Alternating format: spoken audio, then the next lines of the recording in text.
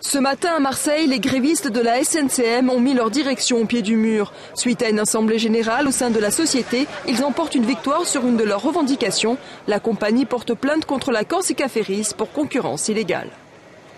Cette compagnie a touché 180 millions d'euros de subventions et qu'elle est accusée d'avoir fraudé le fisc pendant plus de 10 ans et que Bercy ne veut toujours pas ouvrir d'enquête fiscale.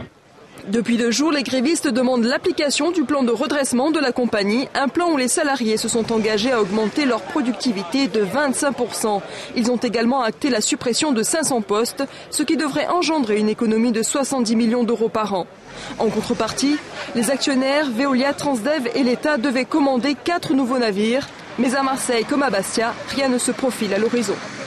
Aujourd'hui, on demande au gouvernement quel plan vont-ils nous présenter.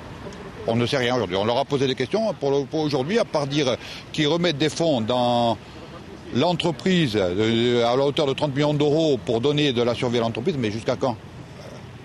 Jusqu'après les élections. Après les élections, nous, on est clair. Nous, on veut continuer à travailler avant les élections et après les élections. Conséquence de ces 2 jours de grève, les marchandises restent dans les entrepôts.